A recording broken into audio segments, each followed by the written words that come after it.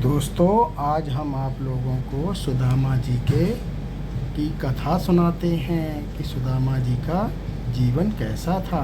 चलो प्रारंभ करते हैं। सुदामा जी भगवान श्री कृष्ण के परम मित्र थे। उनका नाम कुचेल भी था। वे एक निर्धन ब्राह्मण थे, परंतु परम ज्ञानी, संस्कारी और धर्मनिष्ठ व्यक्ति थे। उनकी मित्रता श्री कृष्ण के साथ गुरुकुल के दिनों से थी। गुरुकुल की मित्रता। सुदामा और श्री कृष्ण दोनों संदीपनी मुनि के आश्रम में शिक्षा प्राप्त करते थे। बाल्यावस्था में से ही दोनों में गहरी मित्रता हो गई थी। एक बार गुरु माता ने दोनों को जंगल से लकड़ियां लाने भेजा। वर्षा के कारण दोनों भीग गए और जंगल में ही रात बिताई। सुदामा ने श्री कृष्ण के प्रति अत्यंत प्रेम और सेवा भाव दिखाया। श्री कृष्ण ने भी उन्हें सच्चा मित्र माना।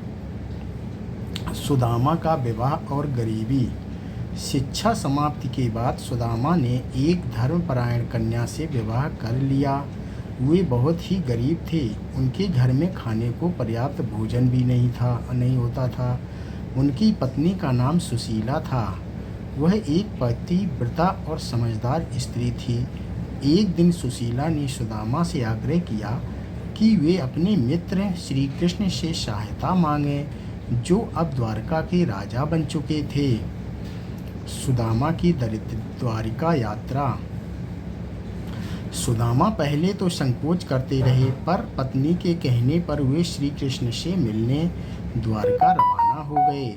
उन्होंने भेंट के रूप में श्री कृष्ण के लिए घर में रखा हुआ थोड़ा सा चिवड़ा सत्तू एक कपड़े में बांध लिया।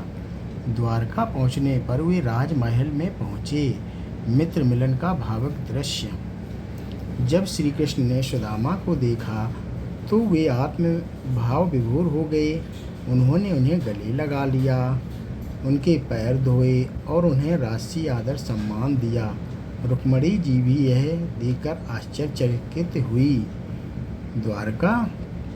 कि द्वारका नरेश एक गरीब ब्राह्मण को इतना सम्मान दे रहे हैं। भेंट का सत्तू और श्री कृष्ण की कृपा। श्री कृष्ण ने जब सुदामा से भेंट मांगी तो वे संकोच करने लगे। श्री कृष्ण ने जबरदस्ती उनसे चिवड़ा का वह पोटली ले ली और अत्यंत प्रेम पूर्वक उसमें से एक मुट्ठी खाया।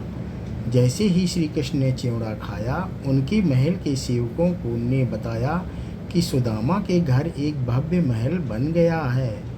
पर श्री कृष्ण ने दूसरी मुट्ठी खाने से रोक दिया, क्योंकि इससे सुदामा को स्वर्ग की प्राप्ति भी मिल जाती।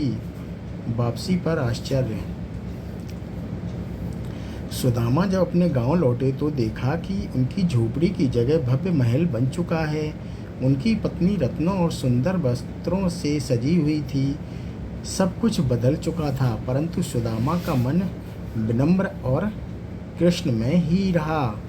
तो दोस्तों, ये थी श्री कृष्ण की दोस्त की कहानी सुदामा की। अगर आपको अच्छी